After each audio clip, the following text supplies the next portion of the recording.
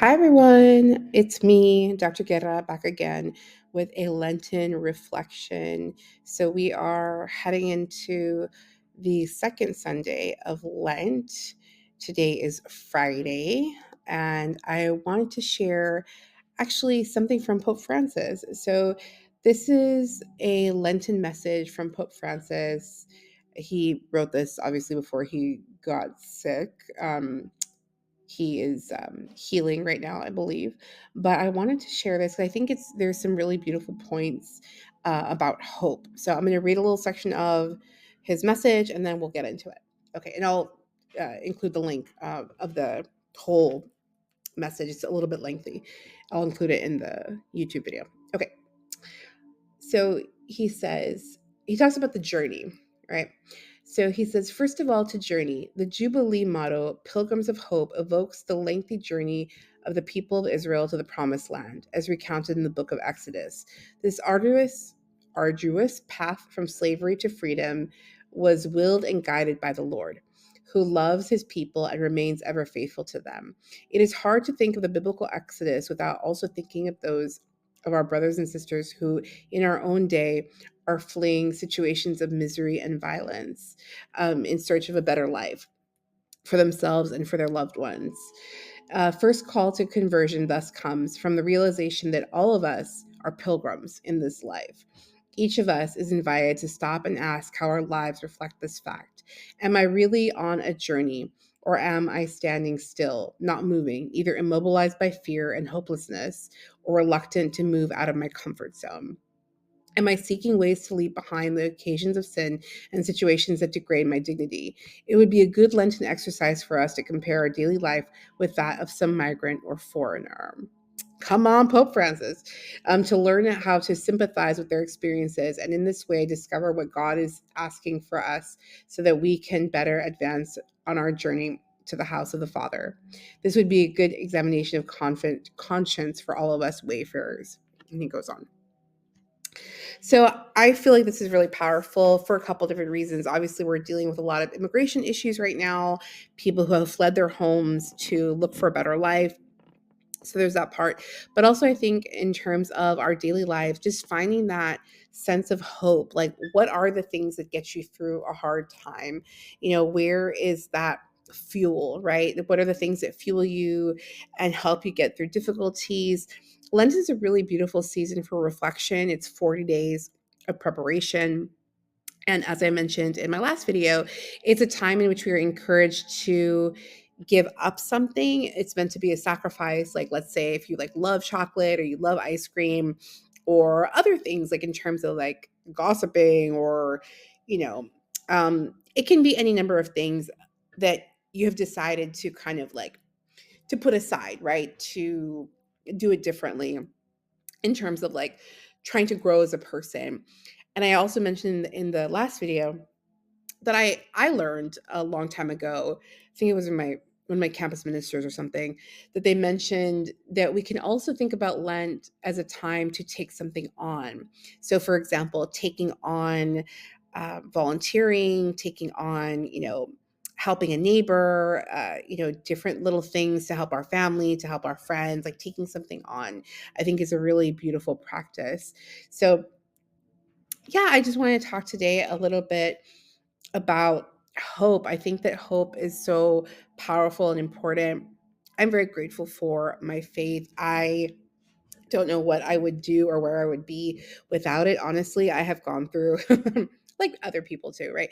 I have gone through many things in this life, disappointments, heartbreaks, frustrations, lack of support, like all of that. Like I have been through. And it's actually really interesting. Like when I meet with my students, a lot of times I'm able to guide them or I'm able to kind of give them my advice because I have been through it or have been through something very similar in this life. I also believe I've lived many lives, like past lives. So there's that part too.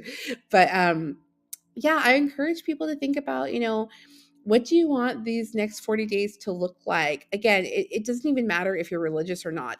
It's just a great stopping point it's like pause to reflect, I should say. Pausing to reflect. And this can be done so many ways. I don't know if folks journal. I highly recommend journaling. I actually have a journal. So if you're interested in that, I sell it for 11.11. It's a great place to journal. If you haven't journaled before, I give you some little quotes to serve as inspiration. So I think that's really helpful. So journaling, things like reading a sacred scripture or book, something inspiring is very helpful. But, what does it mean? What does it mean to hope? What does hope look like to you? I think that it's that hope that gets people through really hard times. I mean, people have been through some really harrowing things, being in prison, being, tortured. I mean, you name it. It's really intense. What gets them through, most people will say it was their faith or it was their hope that helped them survive. It's really hard sometimes to see the light, to see the light at the end of the tunnel, but that's what faith is. That's what we're called to do, is to see the light and to be a light for others. Another thing to consider this Lent is, how am I being a role model for others? How am I being a light for others? Again, there's a lot happening in the world. There is so much going on that it can be very challenging, to feel inspired and to be inspiring, right? It can be very difficult.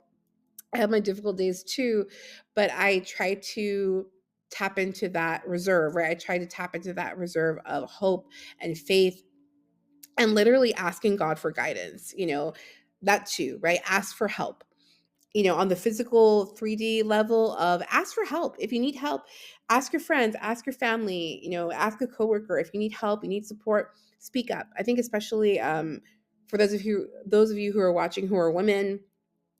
Women take on too much, women take on a lot, sometimes because we have to, but asking for help is a good thing. I know that I have had to learn how to ask for help. So those are my little tips. I hope that you're having a wonderful Lenten season. I know that I'm excited because my birthday is coming up soon. My birthday actually falls on Good Friday, which is perfect. It's quite poetic, actually. But anyway, please interact with me and make sure that you like and share and subscribe these videos. I make this content for you. Let me know if you like this kind of content or you like other things. I am a unique spirit and person. So I will do oracle cards, tarot cards, and I will do scripture and talk about, the Vatican like today. So whatever you enjoy or like, I'm happy to provide those things for you. I really want to try to build a community here on YouTube. So help spread the word. Thanks again. This is Dr. Guerra, and this video is part of the Gold Hoops and God podcast. I have a podcast that releases every Wednesday, so you can listen to the audio of the podcast in the morning, first thing in the morning. The podcast is available on Spotify, Apple Podcasts, iHeart, pretty much all the major platforms. And then the video interviews are available in the afternoon. So the videos are available on YouTube at 111 angel number. So at 1 p.m., 1:11 p.m. That's when the YouTube videos are available, 1:11 Pacific. Again, help me grow, help me inspire you. I love this community, so let's make it happen. All right, folks, many blessings.